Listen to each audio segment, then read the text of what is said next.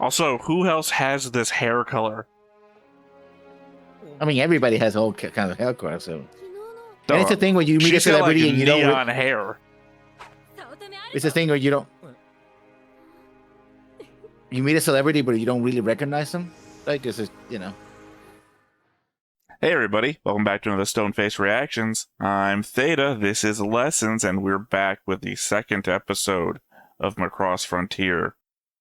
Can I trust you to do a recap and not read a wiki that's gonna spoil anything? Oh, no. I can do a recap. We are in the first episode, and we start the episode with something strange near what we are told is the Frontier fleet, one of the many fleets that are scouring the galaxy for finding for new planets. We also know that a ship has arrived to the Frontier fleet. Cheryl Noma, the Galaxy Ferry, a idol that's going to have a show or shows in the galaxy. We're also introduced to basically all the characters. We're introduced to Alto, I forgot his last name, who is a member of a high school flight team, demonstration team that uses a combination of a power armor to do shows, and they are hired to participate in Cheryl's show, which she doesn't like. But we talk about that. And finally, we're introduced to Ranka Lee, a young teenage restaurant worker who works at the Nyan Nyan restaurant, which is a callback, by the way, to SDF Macross, for people who notice. Well, I don't know the name of that restaurant, SDF Macross, but I did notice that the inside of the Chinese restaurant looked the same. Basically, it's the same restaurant that has become a franchise. Of course it did, because it was basically the first restaurant to open. It is the Taco Bell of the world, right? For your Demolition Man lore. Yeah. So, the Nyan Nyan restaurant has now become a galactic franchise. And she works there with her friend. And she got tickets to go to the Cheryl Nome concert. So everybody sort of congregated. It's the Frontier tour. Yeah, Frontier. Which, well, I mean, it's what's on all the posters and everything. You know, I stopped and read all the posters. We do get to notice that there's heavy security around her.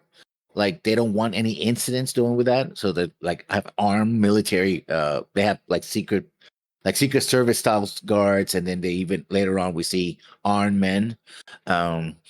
While this is happening, something seems to be approaching the galaxy, the fleet. And first they send drones to intercept it, but the drones get jammed and destroyed. Then they send the regular forces. So as that is escalating, eventually they activate the SSS.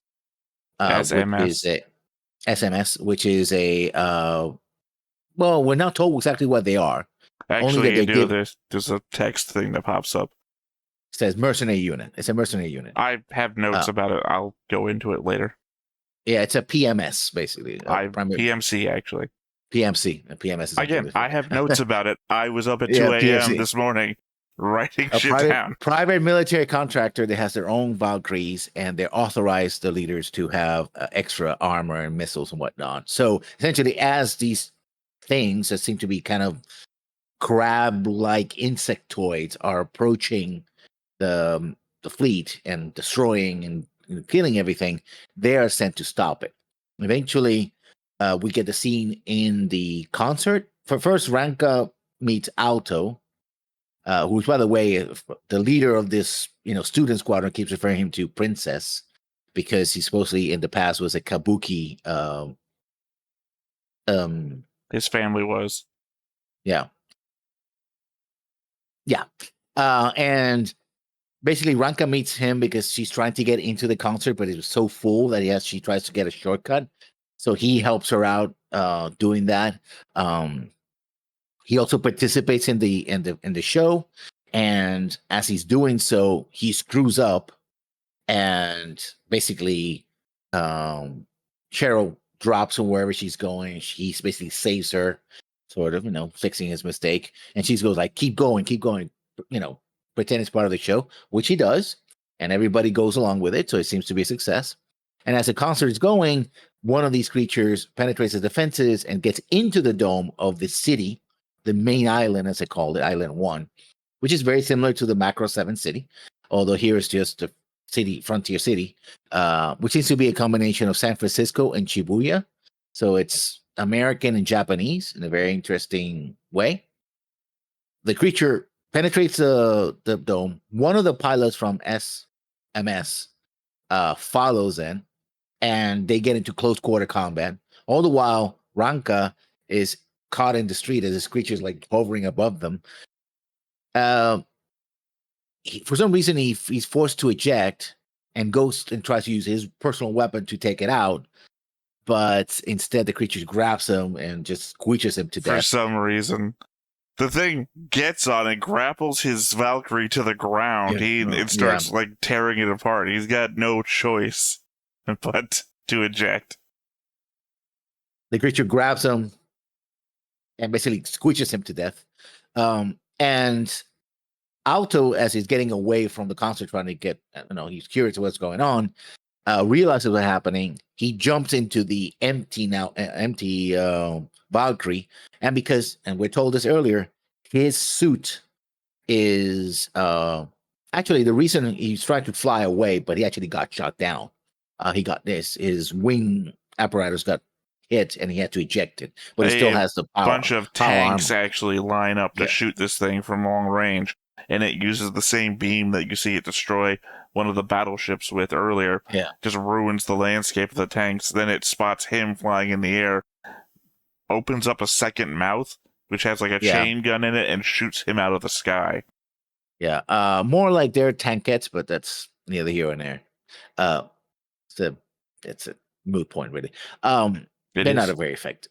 Yeah. Let's move, because it's also lost on me, so you're not explaining it to anybody.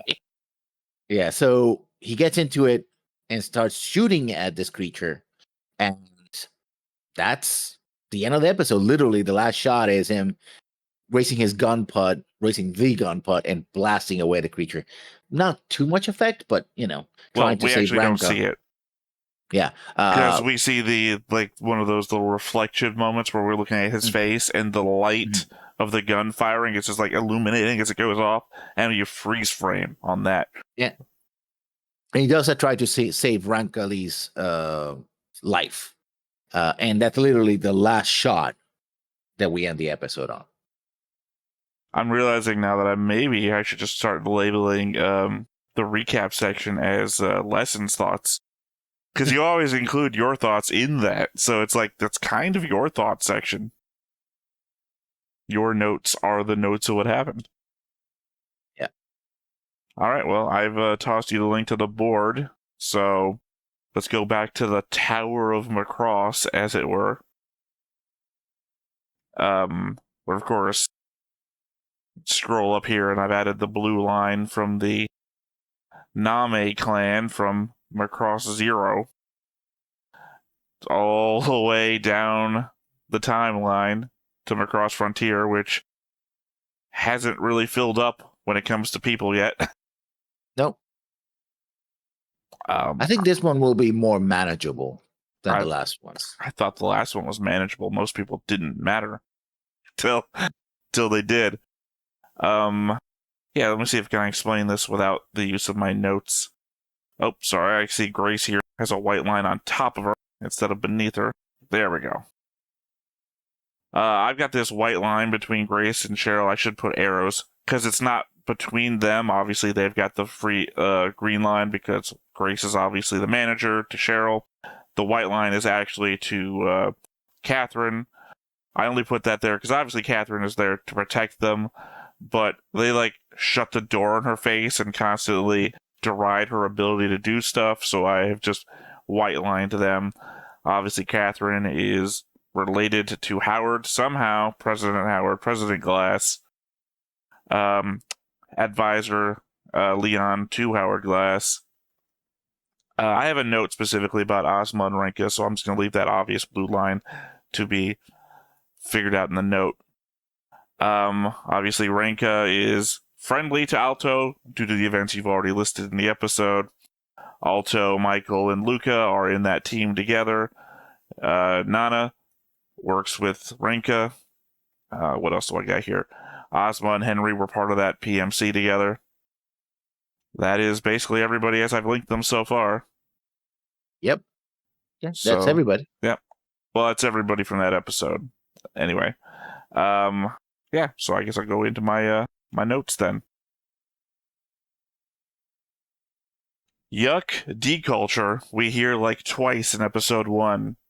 I'm not sure what deculture means in any context, especially in a series where culture was the method of changing hearts and minds. Hearing deculture makes me think of a Centrati group wanting to reverse the change in their society, kind of like how Quamzim wanted to ignore his own cultural infection and just act like he had always acted, or how there were roaming bands of renegade Centrati untouched by culture that UN forces were just willing to kill on sight. Vis-a-vis, I think, Macross Dynamite 7? No. Macross 7 Plus? No. What was the 3-episode Macross Plus? Encore. Macross 7 Encore. Yeah, the last one of that. The yuck part also confuses me, but on a stupider level. Because it could denote another language, but if so, why is deculture in English? And if it's all English, then is it just yuck in the sense of ew or gross? Because if so, then it's a statement against deculture, meaning that in 2 words, we are introducing the concept of reversing cultural infection and the idea that people are against it. Or is it yuck in the form of, ha ha, funny, yuck, yuck?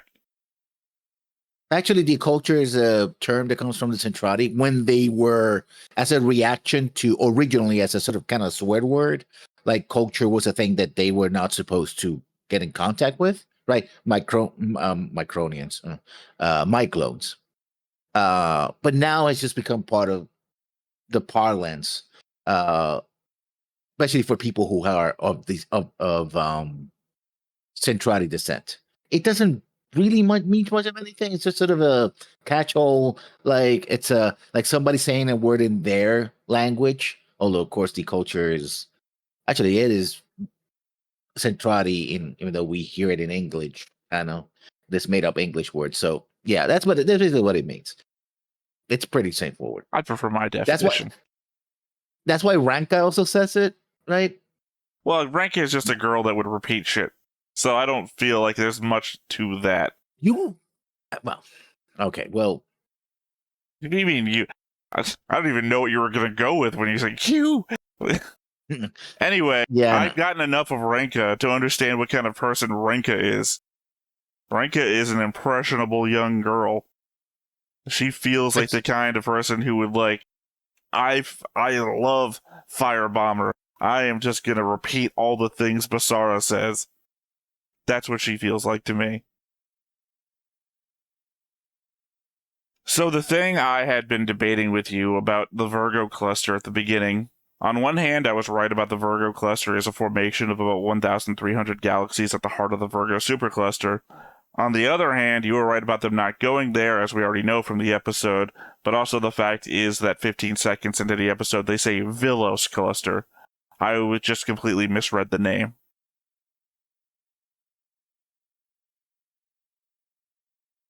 Speaking of stuff that happens in the first 30 seconds, Cheryl Name is having an out-of-body experience and her soul re-emerges with her body.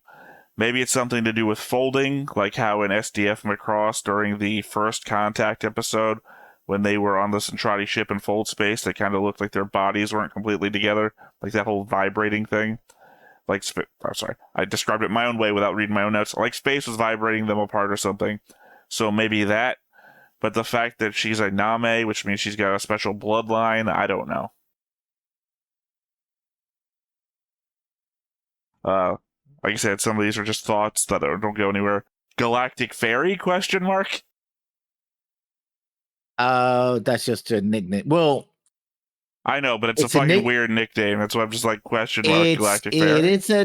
It has to do with don't allude to anything. Like I say, yeah, that's it. If I should know it, let me know. But if it's something that'll come up, don't even tell me. I think they actually mention it No, they just keep yeah. calling her Galactic Fairy, and it's written No, all but over the place. That's it. yeah, no, but they mention where the ship that she's comes from. No, they don't. Wait. Pretty When sure they're they mentioning don't. the fleets, they mention the Um, fleets. I've got a huge note about that. Again, don't try and jump ahead on me on this. If you think it comes up, if you think I'm missing something important, wait till we get to the end of the notes. Make notes about the notes that I've missed. Like I said, I don't write everything down in any particular All right. order, just as it came That's okay. in the episodes. So it looks like each of the tubes coming off the main Macross city ship is called an island, and that they are all physically connected together. So no more Milky Road situation.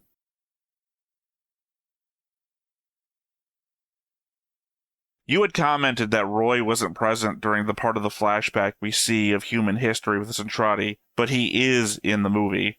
I don't know where it is in the movie time code, but in our reaction to it at minute 59 during the first contact with Ritai and Exodal, everyone pictured in the flashback is there.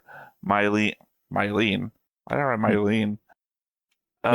Minmay, yeah. Minmay, Kaifun, Roy, Hikaru, and Misa are the ones that are present during the first contact. Because Roy accidentally bumps into Minmay, and Kaifun gets in between them like, what are you doing?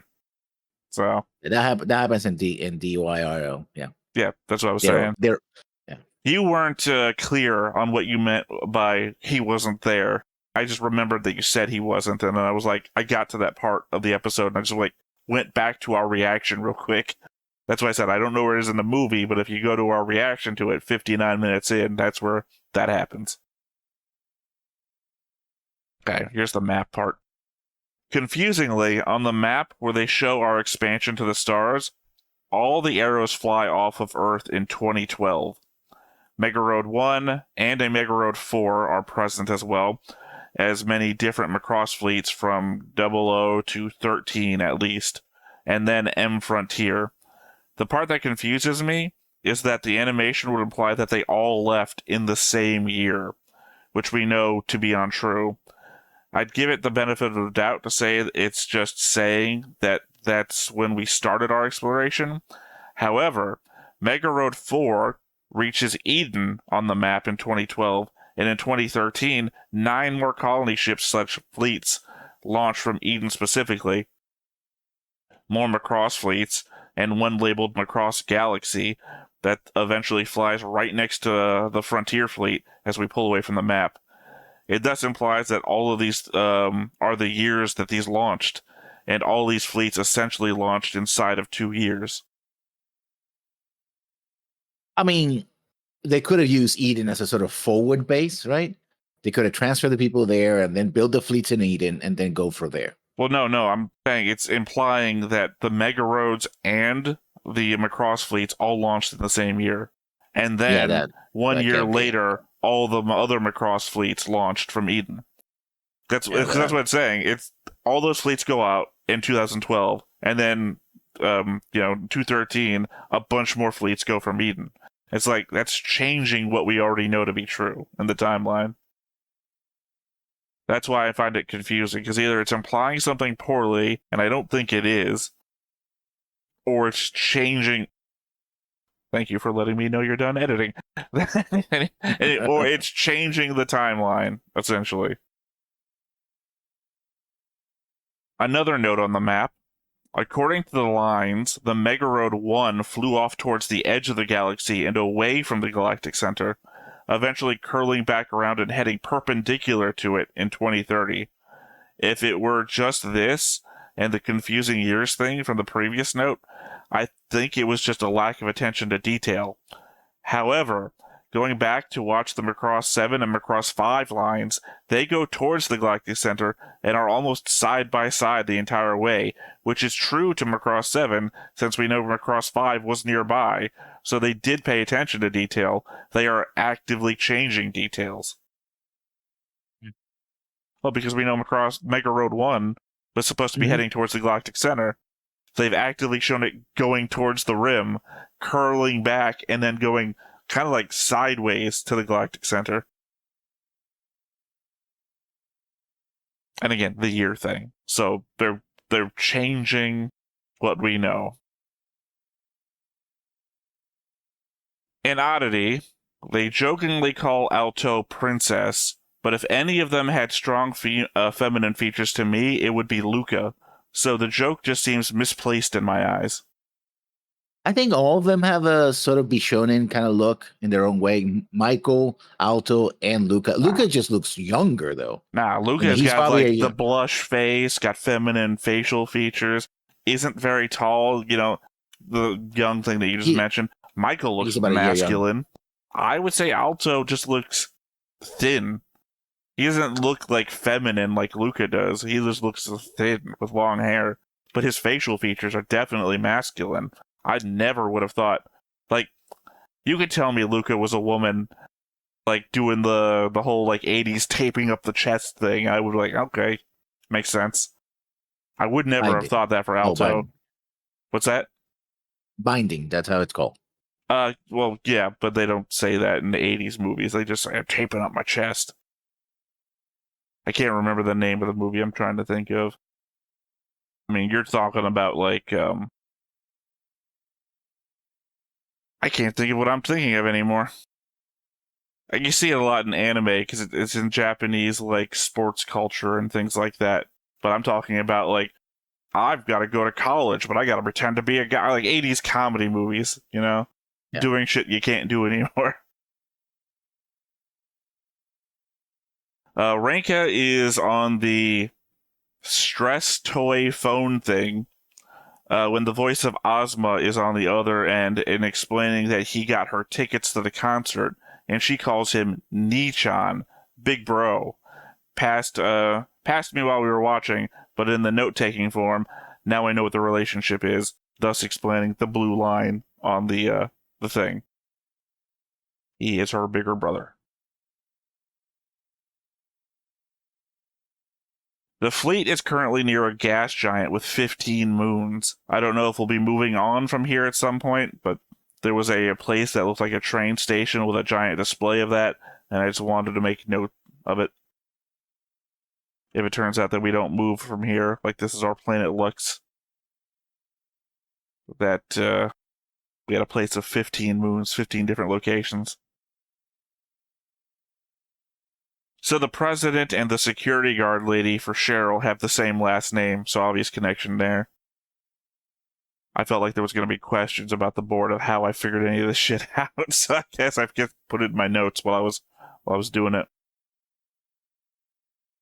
The sky is too low, I guess. A feeling for someone living in a domed city. They are being given this desire of a Samus for the open sky, staring off into the sky and envisioning flight paths, but clearly being trapped in a lesser environment. At the same time, the height we see Alto reach doesn't seem all that limiting.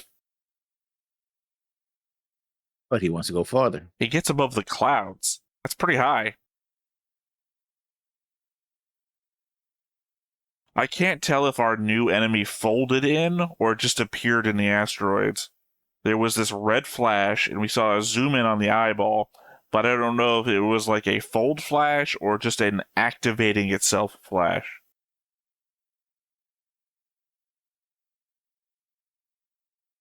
So we focused a lot of time on Luca, but the pecking order of the... I think I was probably meant to write Alto there.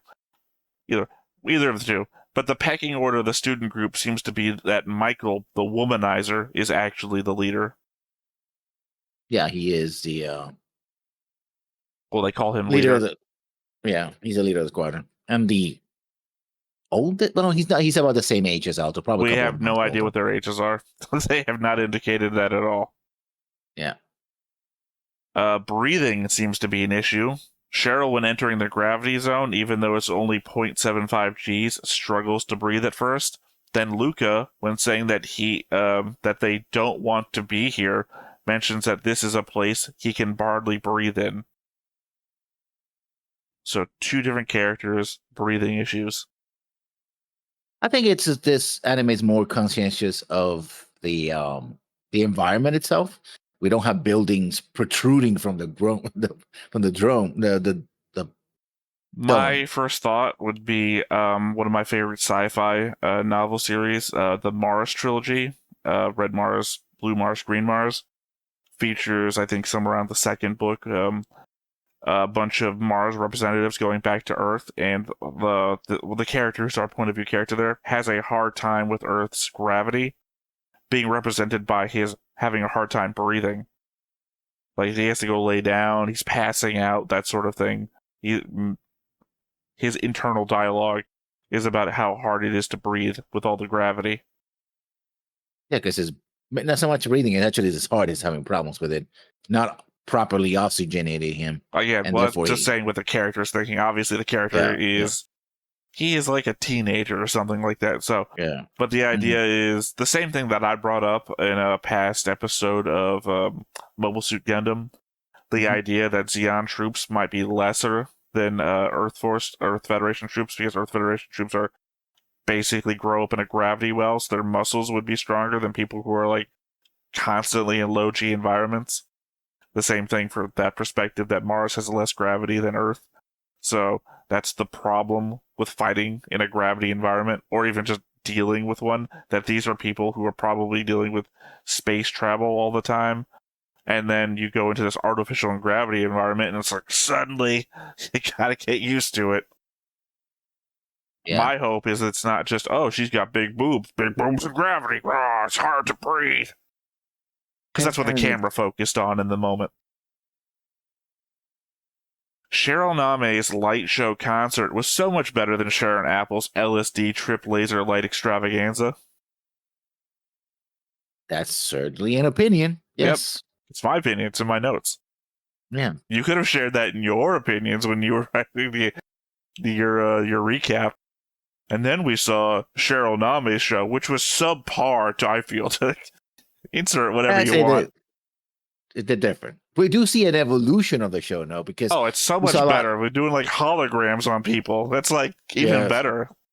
Yeah. You know, than being groped by a giant hologram in the air, being hacked by a guy. Although I guess it's different, because imagine if Newman was hacking the hologram. He's just like, oh, suddenly Cheryl's naked. You know, it's like... Yeah, that would be him. That's definitely him. Well, it's because it's worse, because one is like an not imaginary being, but one's like an AI, and it's just like, well, it's not... I guess that's unfair to artificial intelligence, because if it's general artificial intelligence, then it should be treated as though it's a intelligent being. Versus, oh, I made someone naked, but I guess even then, it's the impression that they're naked, because she's like literally wearing an outfit underneath it. But then that's like declothing somebody on an AI website in the modern day, so it's still technically not... It's hard to tell, because I'm really trying to give the weight to the AI for being a person. Because clearly it had will and desire. Anyway. Grace defends the students by saying that they are the top in the school, but Alto still displays ego trip levels of self-importance when having to fly in formation, to the point of clipping another flyer's wings.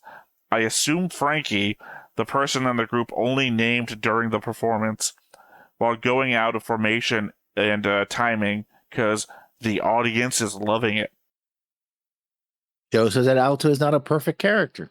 Oh, it's what I said before about that TNG episode with the, Paris before Paris. Yeah, the Starburst thing that they were trying to do. Yeah. Because the audience would love it. It's literally the same excuse. They'll get a Picard in this one. Whatever the enemy is, it can interfere with electronics and can destroy a warship with a single ranged attack. I don't know where they stack on the scale with the Proto-Devlin, as they don't seem to be as fast or as invulnerable, but it seems like the threat has certainly been ramped up further from the Zentradi. Might not be important, but they had painted up spiral markings on their, I'm going to call them shells for right now, which indicates to me that they're more than just biological creatures or whatever. You don't add like little motifs to the outside of your shit unless you've got some sort of intelligence. I feel like someone's probably going to say, oh no, there's these animals on Earth that do that shit all the time. Turns out snails pick the best-looking shells. When the president says that the military can't handle the problem, he calls someone named Mr. Bryler, I think it was. We then see all the guys in the black coats with the red insignias being called into action. The subtitle says SMS, but also civilian military contractor pops up, which is the confusing bit because that's CMC. But, whatever. So it's either like a PMC, private military contractor, or we are reaching the logical extension of showing what happens with if you let a bunch of civilians own military hardware, like in Macross 7.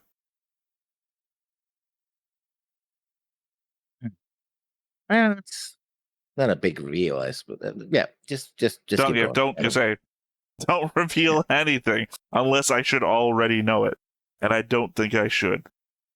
All right, here's another ruiner for this, because this puts this right in line with like Gundam Seed and other anime of its time, or Legend of the Galactic Heroes again.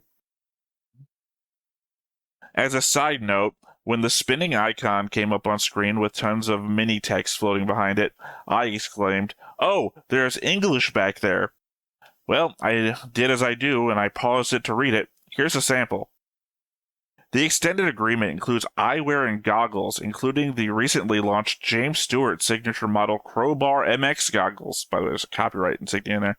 Stewart is one of the most recognizable two-wheeled racers in the world, due in part to his success on the track, as well as Oakley's marketing and advertising campaigns that have placed Stewart in Oakley retailers worldwide.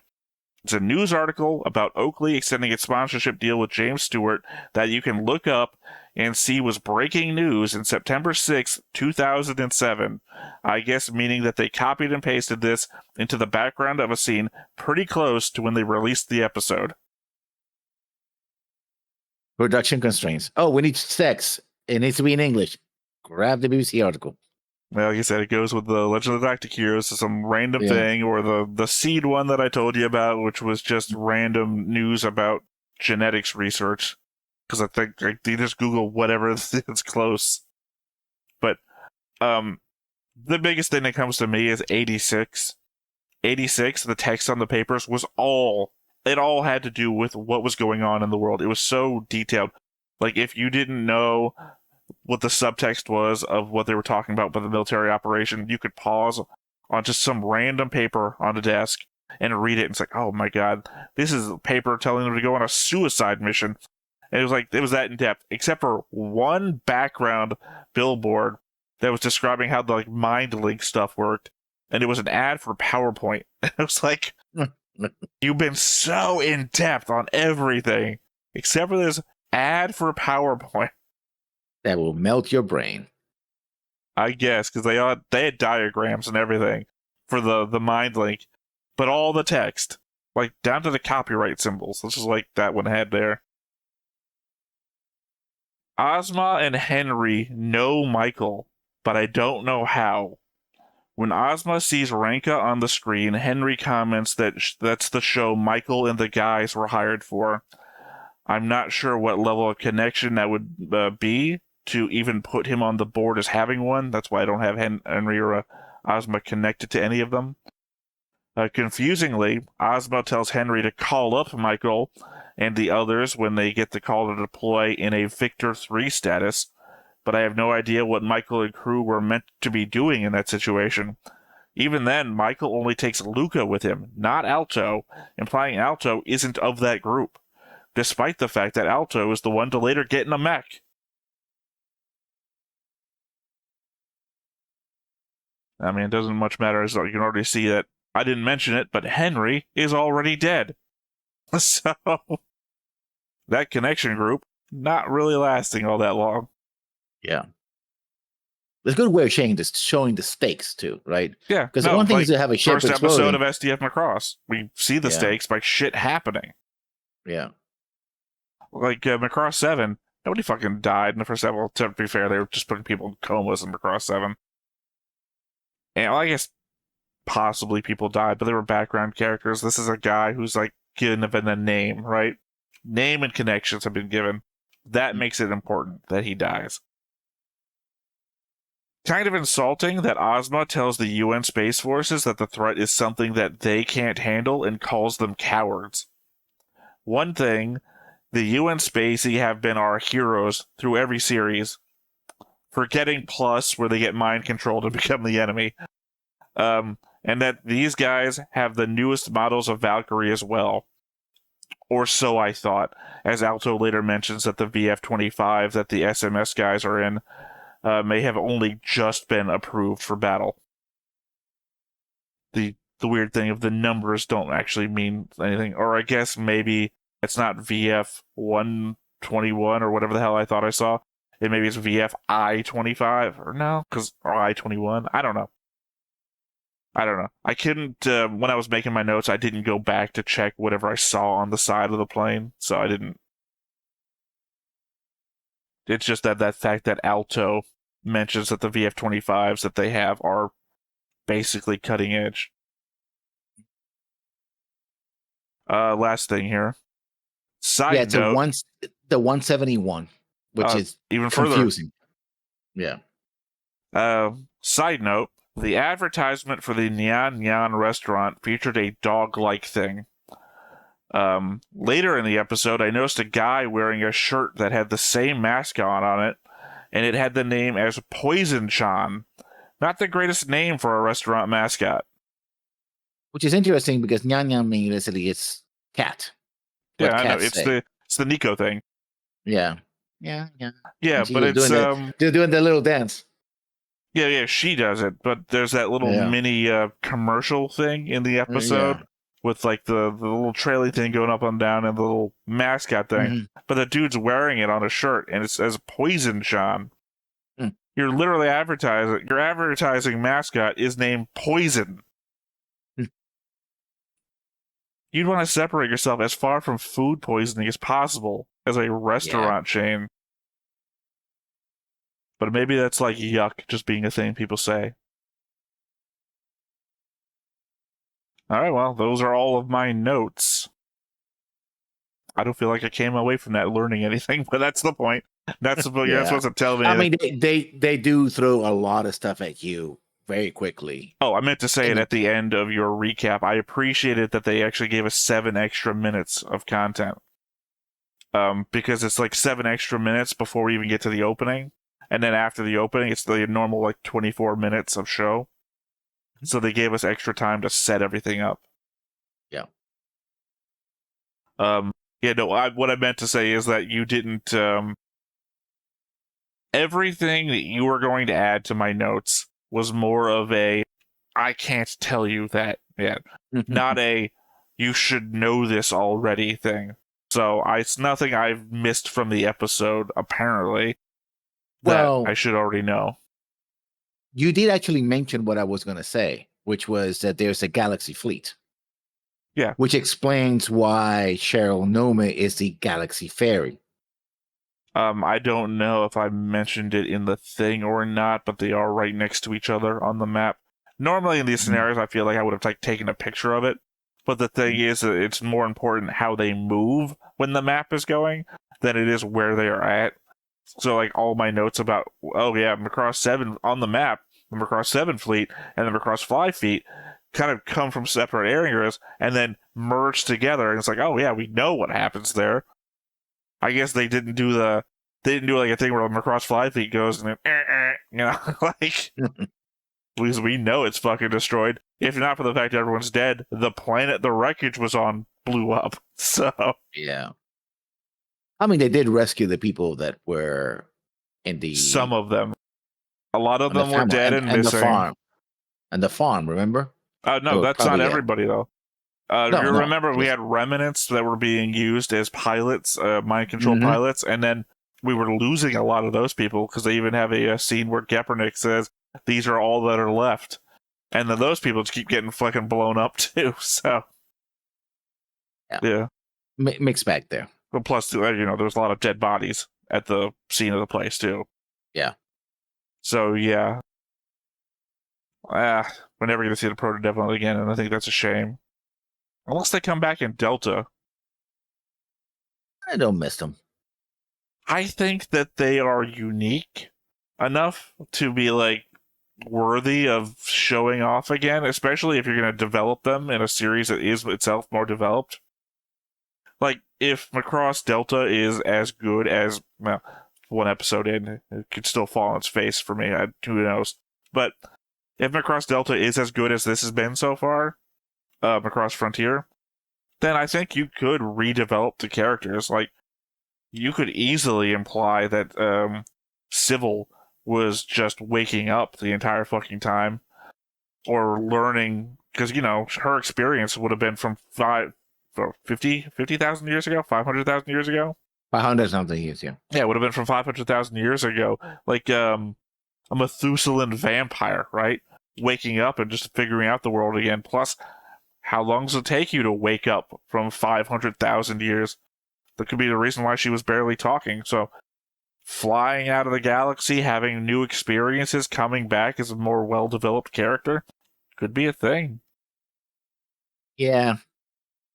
But I don't care. Plus, it's the more uniqueness of the character. Like, nobody is like the Proto-Devlin. Mm.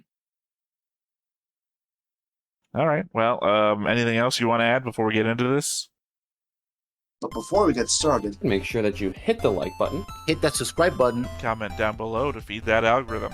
on top of all that, if you want to watch more shows like this, Unfiltered. Uncensored. And uncut. as well as some early access stuff, You can check it out over on the Patreon. It's just $5 a month, but hey, no pressure. There's zero pressure in order to do that. It's just a little bit of extra support, and it would be greatly appreciated. かつてゼントラーディと呼ばれる巨人たちとの戦争が Wouldn't be Macross if we weren't repeating the same shit over and over again. 絶望の危機を経験した人類は外宇宙への進出に Hey, at least if we keep repeating it, I'll be in every episode. 求め銀河の各方面へと So we don't get a lot of pre-tie anymore. そして Yeah. 西暦2059年 Well, they are updating it to what's happened recently. マクロスフロンティアは銀河の中心エリアで新たな敵と遭遇した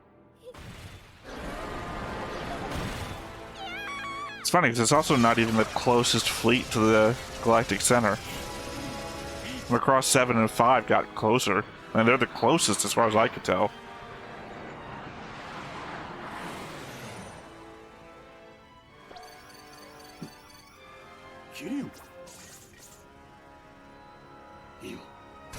I was about to say, I don't think I recognize this guy.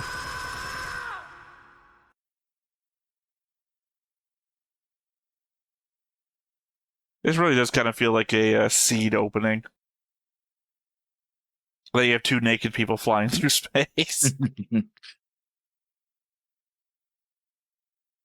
I do like this intro music. Again, it's more modern, well, modern 2007, modern anime. I'm trying to remember a name here because I wanted to give you a versus. Who is? I guess you like Macross Frontier a lot more, so obviously I know how this is actually going to go. Elma versus Renka. Elma? Elma Holy? Listen, ring a bell. Oh, it's weird. I could pull up the thing and see what score you gave her on our character ranking, because I'm pretty sure it's high. Okay. Pretty sure you liked her a lot more than a lot of other people. But right now, I know I should know, but I'm like, where? No, it's not. I mean, to be fair, I forgot her name. I literally had to go back to the board real quick to look at it. I'm not at the point where I want to like deep dive what I'm seeing in the intro, because I feel like the intro is probably going to have more spoilers than anything. Or not spoilers, but it'll influence the way I should think about the show. The most I did was just read the text of the song. Oh, hero music. That'll be good.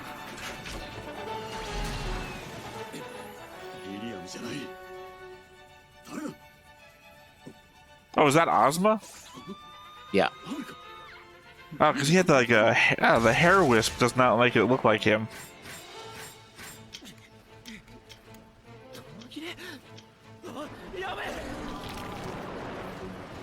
See what I mean? All the spirals. Makes it like a decorative thing.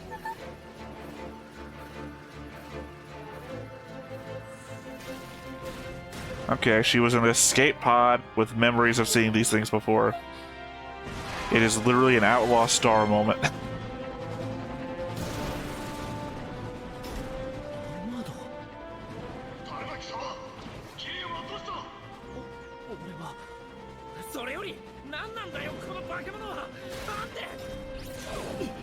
About Gilliam is that blood stain on the ground with all the other blood stains.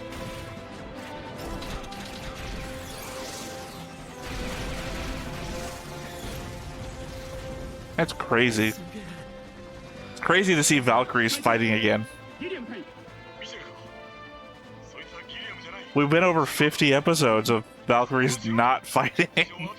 Yeah.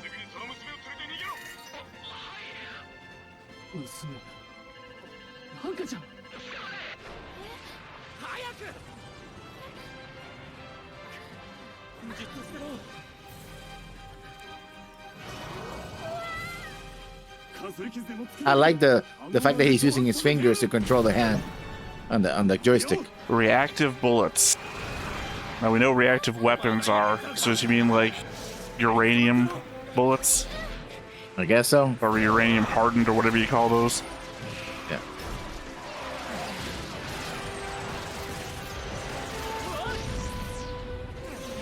Oh, that guy didn't survive.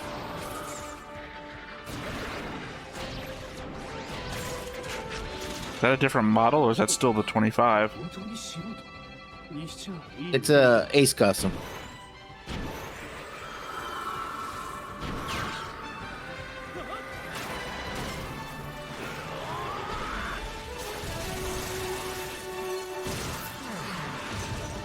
It's weird how the lights are on and everything. Remember the evacuation order was given during the daytime.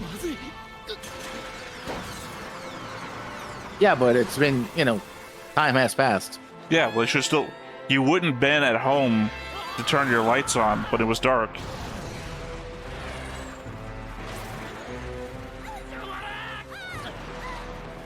Oh, that's right. I said this was going to happen. It's the Minmay stuff.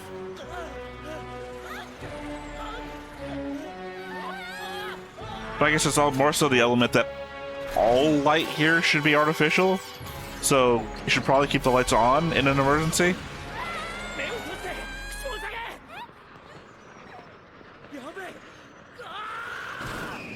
Oh, did the auto sealing thing not activate?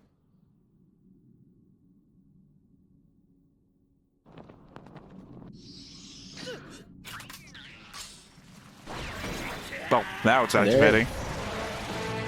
Thank God we didn't go like Event Horizon on this, where just blood starts pouring out of her eyes. Oh, he told her to close her eyes. Yeah, that wouldn't. Baby Boy in Event Horizon also closed his eyes, did not save him from bleeding from the eyes. Yeah. Sorry, Baby Bear, not Baby Boy. That's a different thing. My baby boy. Said Vegeta to Trunks. To be fair, you should still probably go to a hospital.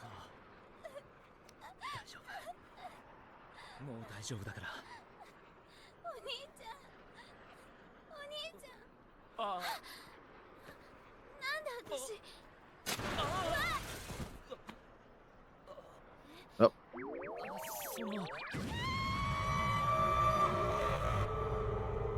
So a little worse than the Minmay thing, really.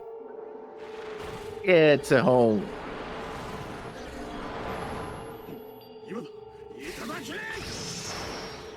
I'm confused. Are they responding to the scream?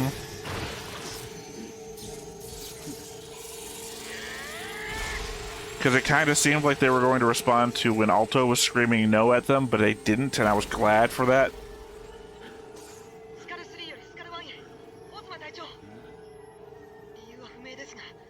So Luca is Skull 3. So why are they in high school?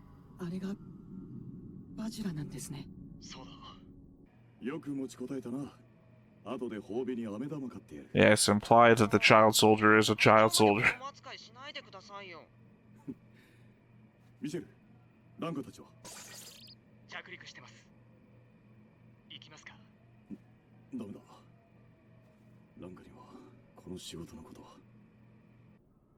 Great. Got a true lie situation going on. 私一応ゼントラントのクォーターだからね。 Oh, we're changing the name again, too. Zentrant. タフなわけだ。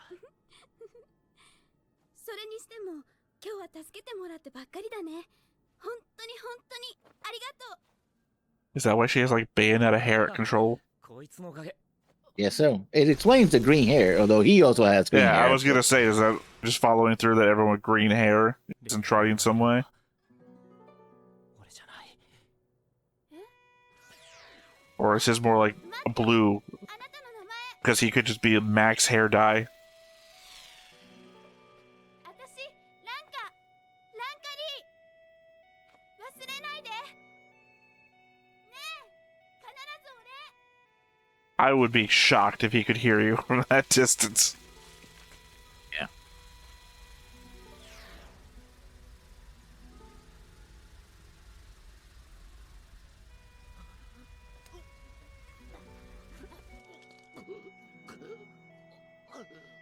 The after the adrenaline drops, fear response. Oh no, I thought he was actually seeing something. Like the gore of the fight or something. I mean, he's Or in the maybe he fires and went all that. back. Yeah, or maybe he went Yeah. back to the site of Henry's death. こちらが損害処理と環境被害の報告書。そしてマスコミネット対策を含めた情報工作の。 Thank you, propaganda guy. What would we do without you? お褒めに預かり光栄です。 That haircut.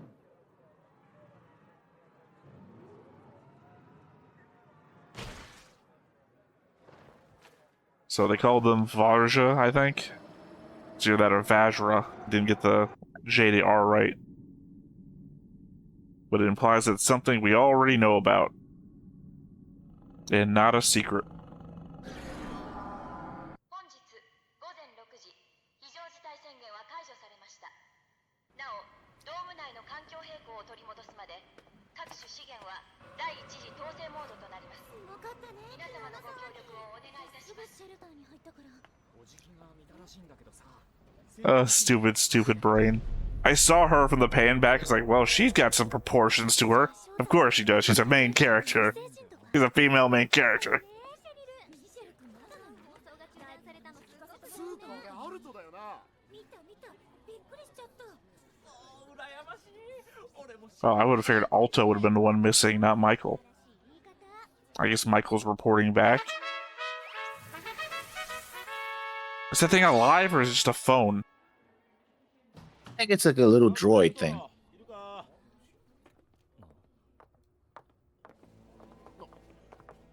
Grace? 早乙女くん。またあいつなんかやったのか。早乙女アルトさん。 Yep, 我々 Grace. に同行していただきます。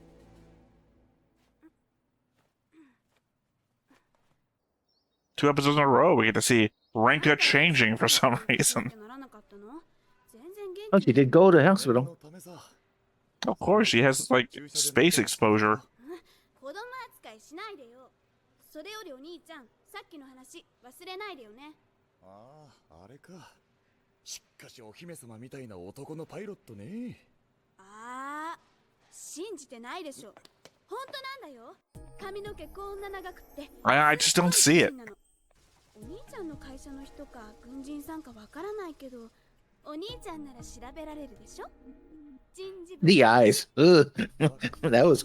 調べてみる。 Also, she doesn't know about the job, but she instantly is like, got intricate information about how information you can get.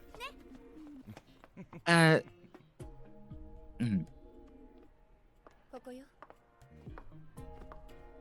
Also, just didn't see him walking in the hallway, I guess. 17時から MBS の生歌もあるわ。19時からは来週のミスマクロスの審査の打ち合わせ。その後は You know, Miss Macross is still a thing. 昨日のライブビデオはまだ届いてませんけど。でもあなた見てたでしょ、グレイス。 Is this gonna be a harem anime? Is everyone going to be hard up for Alto here? It's more of there's a lot of boob drops. Boob jokes, I should say. Not. No, I mean, she's clearly looking for the video to find out who was the guy who was with her. And then Ranka is looking for him. Like, how many people do you need to make a harem? I think more than 3. Well, you set the number. You know, if it ever gets more than 3, I'm calling it out.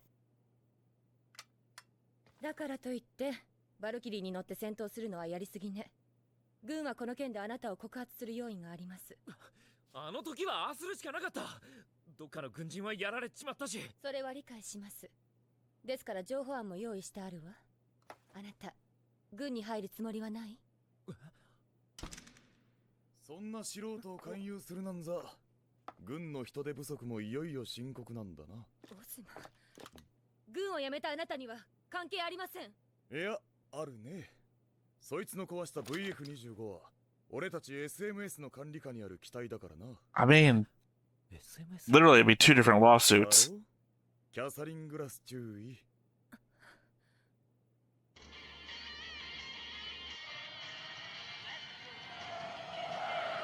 Yeah, you brought up Shibuya earlier because my first thought was the Shibuya incident is the last thing I got to see on Jujutsu Kaisen. So, and I do love to combine San Francisco with all these other places in a bunch of anime. Yeah. Or Big Hero 6, that was the one that's coming to my mind. San Tokyo or something like that.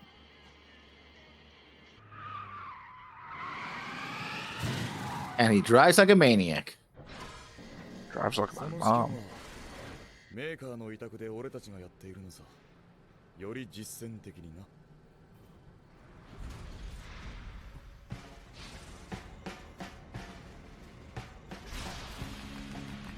So they got the name of a text messaging system and the logo of the Hive from DC Comics. なぜそんなことを？とやっていた早乙女アルトって子が今いる場所。立ち入り禁止？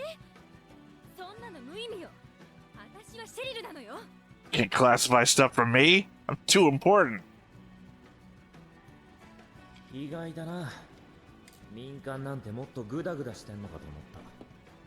資本主義ってやつさ。金の力は偉大ってことだ。なんで俺 Base capitalism. それはこいつのためさ。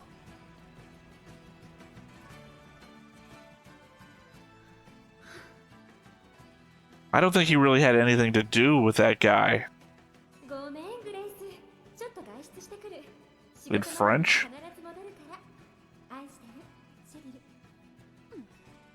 Henry was actually trying to save the girl, I think, because she was right there. It was incidental, him being in the area. He just used what he needed. No, Henry was following the creature that was landed there. He was fighting. Yeah, I know. He came wasn't in trying from to the air, but I mean that when he came down to fight it, it was, what's her name, that was right there. He wasn't even on the ground next to it where the fight happened. I'm just saying, it seems like I'm doing this, or you're doing this for him, and it's like you're trying to make a connection between 2 people that had no connection. ギリアムは死んだ。お前は見ていたはずだな。話せ。奴が Okay, that's better. Just you saw him die is a better connection than anything else. それがここの流儀だ。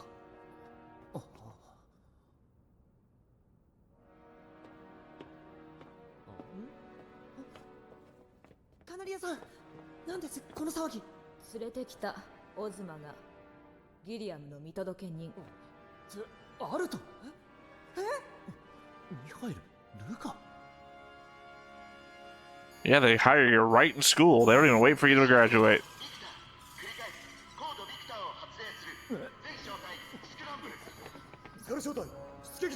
So this time it's just a Victor, not like a Victor 3, a Victor 2. Yeah. So what the hell did the number mean last time? ビクターは退却せずアイランド3基礎ブロックに潜んでいたのよ。アイランド1の接近を阻止せよ。町への警報まだ出てないです。揉めてるんでしょ。もう安全宣言出しちゃったし。Was she human? The purple-haired girl. I don't know. I'm not really sure. I think she might be a third race. Fourth. Third? No, I'm counting the aliens from Macross Dynamite 7 as a third race. Oh, okay. So you're saying that it's not her. Of you that and race. Spacey, we got humans and Trot. Whatever was in Macross 7 Dynamite, I can't remember their name. Zoltan? Zoltan? Yeah, something like that. Sorry. It's the name of the machine from Big, so it's in... I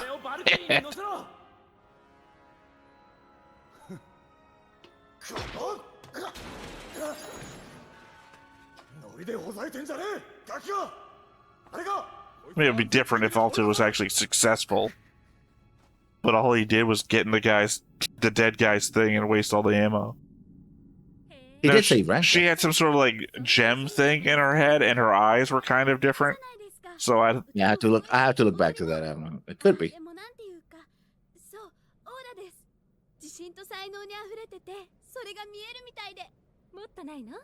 No, please tell me more. インタビューとかで時々言い過ぎちゃうとことか。でも憧れます。私も一度でいいからあんな風になれたらなって。私なんかじゃとても無理なの分かってるんですけど。そう、可愛いわよ。See, it's weird. You gave me that weird reaction when I said that Renko was like this kind of person. And here she is being that kind of person that I thought she was.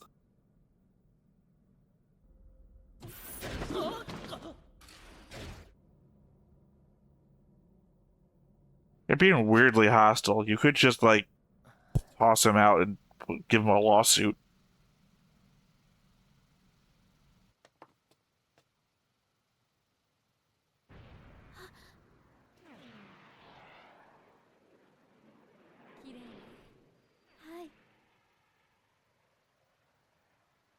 I also appreciate that the fights in space isn't blowing everyone's hair around and everything anymore.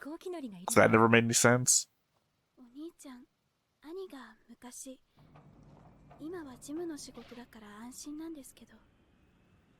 I'm sorry, I thought you knew based on the conversation you just had with him. He knows that he works in the company, but not as a fighter pilot.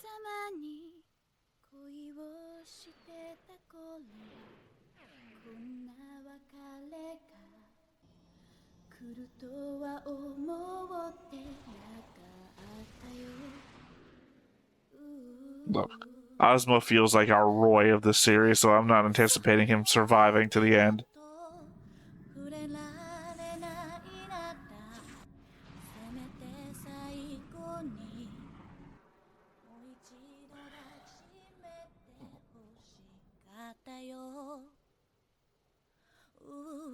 Hey, both of the girls that were looking for you in one spot.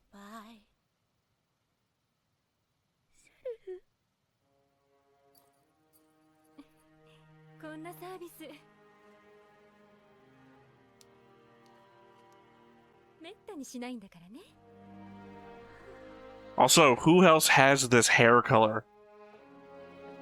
I mean, everybody has all kind of hair color, so. No, and it's a thing where you meet a celebrity like and you don't. Neon hair. It's a thing where you don't. You meet a celebrity, but you don't really recognize them. Like this is, you know.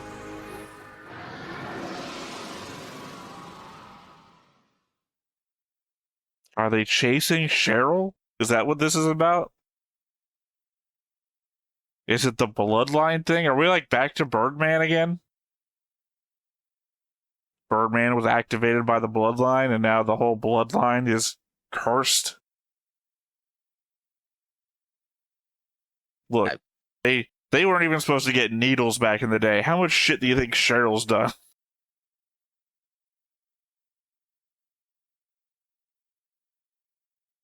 I don't know. It's not a good episode. I mean,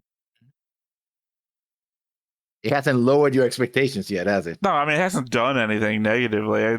I'm reacting to it in the normal way now instead of what I've been trained to do. I'm still asking the same questions. That's the problem is that muffled because I have to turn this down to make sure my mic doesn't pick it up, plus through the Mhm. headphones, so Yeah. I don't really hear it until I'm in the notes. Vocal Yeah. Firebomber. Oh, you didn't hear the Firebomber song while Osman was driving. Again, I don't. Yeah. I'm telling you, I'm going to say the same thing to you and the audience that I often said with my reactions with Griffin. If you don't bring it up, I might not even know what's happening. Oh, okay. Yeah, when Osman was driving, you heard Firebomber's song. There, he was listening to it in the radio, I suppose.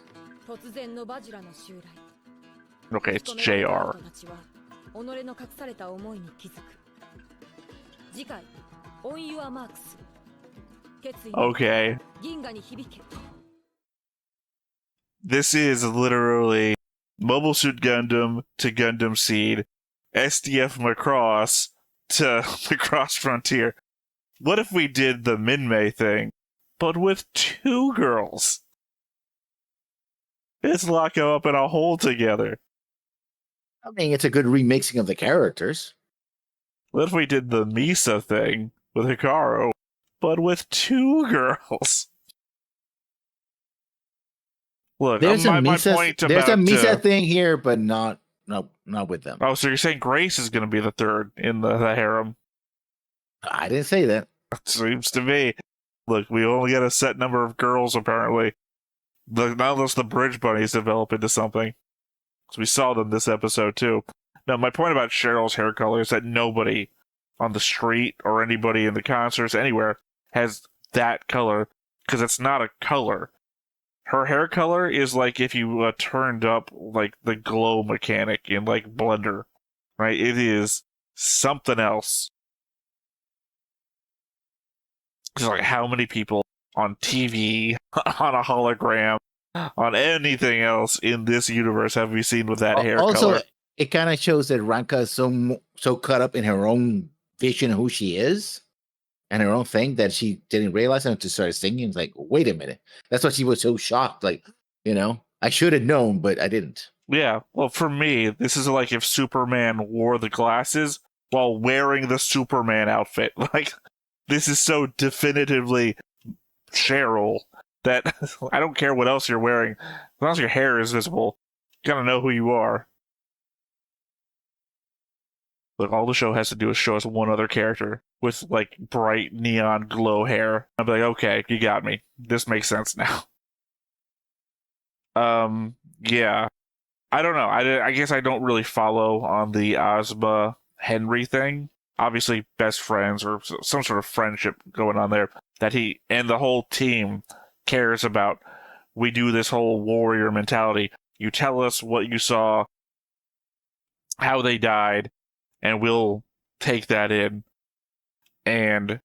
But just oddly aggressive about it. Like, I also get the fact that Alto just wasn't fucking saying anything, and that's just annoying. But it's like they were also aggressive from the fact that he got in the cockpit. Like, well, if you think about it, well, at some level, you're not guilty of trying to protect yourself. That is always a loophole in any law. Like, somebody breaks into your house and you kill them. You try your best. I mean, some states have that duty to retreat, but the majority of time you have the right to protect yourself. If you think you're in fear of the death, Castle Doctrine, yeah. Well, I was going to expand to that because the Castle Doctrine is typically the place where you are. You have the right to defend, but even in most scenarios, you have the right to defend yourself. And in this, I have to think this is extenuating, considering that it's an alien threat that you kind of had to have military hardware for. Plus, you have to believe that you cannot escape this thing. So, extreme situation requires extreme measures, which I think would get you a loophole out of. I think the issue here is that they're caught in a situation where they just lost somebody they care about as part of the team. This person comes in and he feels out of place. So they're reacting to that. Like, oh, they brought him in, though. Yeah, but they brought him in as like, okay, we just need to do this and then you're out, right? It's a matter of just getting it done. I would feel more in line with what you're saying if we had like scenes of like Ozma like fucking punching a wall, like, God damn it, Henry's dead, that sort of thing. But he brings Alto in, acts calm, says, "This is why you're here. We need to know this," and it's a bam in the face. Like, it just comes out of nowhere for me. No, but I think what happens is with that scene, and I from Ozma's perspective, is he's like, do you think are you think you can stand in the place that this man did? Right? It's like, oh, I want to join the job. Fucker's like, fuck you, you little brat. Again, the problem therein is it feels like they're introducing him to it. Like, okay, he died, you jumped in, you're taking this place. It felt like it was being implied to me. And then when he's like, okay, bam, in the face, it's like, well, it wasn't simply anger, I hit him. The anger for replacement only comes after it felt like they were bringing him in to replace. Yeah, I don't think they were bringing him to replace him. It's like, no, okay, no, you're obviously gonna tell they us, weren't. I'm saying that's what it felt like. This was the normal anime scenario of, we got a spot free. You showed you had some chops. You rescued Renka a bit. I mean, you still had to bring her to the hospital. Not a perfect job, but you didn't die. So it kind of felt like, we're doing this for him. Here's the thing you were just in. It felt like not indoctrination. The word keeps coming to my head. That's not it. Induction. Yeah. It felt like an induction sort of thing. We're testing it out, seeing how you react to what we say. Maybe if we feel like this is going to work out, I'm going to put you in the damn thing. It felt like that. It didn't feel like, you think you're good, huh? You think this is that guy. This is the guy that was in that. That's the guy that died. Bam in the face. It's just like, it comes out of nowhere for me. I guess maybe from the expectation of what normal anime would do with the scenario, but I also the like fact that he wasn't acting that way until he was. It's also a good subversion, I think, because you would expect that to happen, and then I'll just like, oh, put me in the Valkyrie. He's like, the fuck you just said to me? It's. I feel it's a very human reaction, violent certainly. It's a very human reaction to flip in a moment's notice. Yeah. I'm not being flippant. Ironically, not being flippant in that moment. It is human to just turn on a dime. But I'm just saying that I don't think it's a good subversion, only in that I didn't see it coming, and I think it maybe paints Ozma's character in a way that's a bit off-putting, if not weird. Like, I would expect that guy to... I already said it. I feel like he's the Roy, in that he just seems like the cool older guy. But now he's the cool older guy that flips on a dime to violence, and it's like, ooh, I'm not sure that's great, especially when he's got a younger sister that he's supposed to be taking care of. Don't want that guy to be the instant violence guy. I don't know. Conflicting feelings. The overprotective over my people kind of guy as well. Again, though, he rescued Renka, which should be like the first thing this guy... Well, obviously the first thing this guy sees is Henry's dead. This guy was in Henry's thing. Henry's dead. And we don't get painted that backstory, so we don't actually know what their connection is, Henry and Ozma. But the second thing should obviously be Renka's alive because of this guy. He knows that, right? Yeah, he knows. I mean, I feel like we know Alto bailed before they got there, and Renka only has the description of princess, guy that looks like a princess. So maybe he doesn't know that's Alto yet. Maybe that'll be a reveal later. I mean, I think he recognizes when he see him going to the room in the hospital, because he looks around and is like, oh, right. I mean, did he get a visual on him when he was flying? Because we know he comes in. He did. He actually gets a warning on the side screen and looks at his front screen, and he focuses on Alto, so he sees Alto firing. Well, right? No. I mean, we know that he knows another guy was in there because he says Henry, and then he instantly knows it's not Henry. But I mean, does he know? Did he get a face pop up thing that showed Alto's face, or? Yeah, because Alto was only wearing the armor he wears only is like a helmet. It doesn't cover his face. Right, so right. I just don't remember if we saw any communication between the two, because it's still, if not, it's entirely possible that Alto landed, got out of there before Ozma ever saw what he looked like. Because again, Renka is still saying guy that looks like a princess, as though he needs the visual description. Well, I think what Renka is saying is try to find out who he is. Because Renka thinks he's part of the outfit, Like, oh, you're a pilot and all that. And he's like, well, I'm kind of like investigating. So when he looks over his shoulder and sees him being walking with Kathy, it's like, I think that's why he intervened. He Yeah. knows who he is. I mean, otherwise, why would he bring him to the base? Yeah, that's what if I'm he saying. Didn't know? That's what I'm saying. He wouldn't jump into that conversation and accuse the guy of being in the VF-25 if not for the fact that he was. Okay, yeah, that answers that then. Although I know I've already lost like 30 commenters that are pointing out, what the fuck are you talking about before I get here? Nobody cares that I get there on my own. They want to point out that I'm wrong the moment I'm wrong. Yeah, then I guess it just doesn't make sense to me, his reaction, because it just seems random and off kilter. Because he's not like he caused Henry's death either. I understand that you can't replace a kid. That's what it feels like. You can't replace my best friend. How dare you even think about it? But again, I feel like he was led into it. You know? Like I said, if I tried hiring you for the job and then punched you in the face for having the gall to try and get this job, it's like, what? But I think what's going on? I think he was it because it fits that pattern. It seems like that's what he's doing, but I don't think that's what he's doing. I think he's just bringing him in.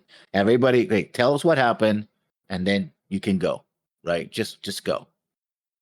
Well, I mean, I don't recognize any actual pattern going on. I'm just saying. I mean, we've gone over it like 3 or 4 times. I think everybody knows what I'm saying now. I think I need to keep harping on this one thing. It's just, if there's any one thing, I'll say in the entire series right now, Ozma's flippancy is just an oddity to me. It's not like, oh god, I fucking hate this guy. I obviously need him to have more time to develop on screen, to know that he's either not like this, and I'm just calling him wrong on one punch to the face. Like, you know, if I called out Bright Noah as a guy who just punches people at random because he punched a guy once, you know? Because some guy mouthed off to him on the bridge, and he went like full in punch. So yeah, I just need more time with him. I need more time with him where he's not being a big brother and is being private military guy, right? Mm-hmm. Otherwise, I guess then the other theme of the episode is the disparity between the military and this private military group. Obviously, the first episode, we see that they don't like each other. And in this episode, it's literally an antagonistic relationship. It's more like they the best voice, but yeah, sorry. That was on my end. I don't know what happened. No, it's like you were looking up and you were thinking out a thought and it was coming out of your mouth, and then you came back and you like ended the thought as though you had said everything in a hang up. Yeah. I think this is one of the things that we have to let the show tell us what happens. Oh, once again, if I'm talking about something, it doesn't mean I'm like, this is it and this is how it is. I'm obviously here for the ride and I know it seems like I can't sometimes. I can change my mind. I'm also saying for the people in the comments, it's like, oh, but this is what's going to happen. It's like, don't worry. I'm hoping the commenters aren't trying to spoil. I mean, I delete those, so. But no, I mean, like the first episode, we get oh, you cowards, get out of here. You're not worth this. And then this episode, they're actively, Grace and Ozma are like conflicting with one another. So implying that it is more than just this one-off comment. The idea of, like Sound Force, the military comes in to protect Sound Force, so Sound Force can do a thing. Now it's Sound Force comes in, you guys get the fuck out of here. What are you doing here? The military isn't there because they're not good, apparently. I guess this time around, Gamlin is in Sound Force. I don't like that, yeah. Well, I mean, I don't know what the other equivalency to throw out here. I mean, a Samu is being a Samu, I guess. I don't know. Yeah. Because otherwise we haven't really seen what's going on with the government. Osman so far seems like a mix between Samu and Roy. I guess we haven't seen enough of him to make me think he's like a Samu. He'd be more like a Gould Roy to me. because he seems serious. Except for that one flippant moment of a punch, he seems serious and just a little bit jokey. Or at least down to earth. Roy down to earth, not Osamu recklessly down to earth. Yeah. And I guess, again, the other thing I was just about to say, I guess my last thought here, we don't really know what's going on with I don't really know what's going on with the government at the moment. Because it seems like, well, I don't know, Howard hasn't left his room in apparently 24 hours. And his advisor is already, here's the propaganda we have ready to go. So, I guess one last thing. Cheryl, obviously, still haven't figured out the Cheryl character yet. She just seems uppity celebrity. And yet, she seemed to be very gentle with Renka, right? Renka was like giving her. Sorry, I was about to use sexual euphemisms. Renka was propping her up. Of course, the self-absorbed celebrity is going to be like, oh, tell me more about myself. You know, there was nothing really like friendly there other than, I mean, obviously the song at the end, maybe. But that was, again, this is like a fan relationship that's going on. She's geeking out over her favorite artist, who just happens to be the person in front of her. It fits in the whole self-absorbed Cheryl motif that we've gotten so far. I don't think it paints her in a better way. Alright, well, I guess that is it for episode 2. Once again, I have been Theta, this has been Lessons, we've been Stoneface Reactions, and we will catch you next time. Bye-bye. Hey everybody, thanks for watching another Stoneface Reactions. If you have an idea of another video we could go ahead and watch, go ahead and put it in the comments down below and we'll add it to the wheel. Be sure to like, comment, and subscribe, and let us know what you thought about this video and what parts you liked. And until then, we'll see you next time. Is this too goofy?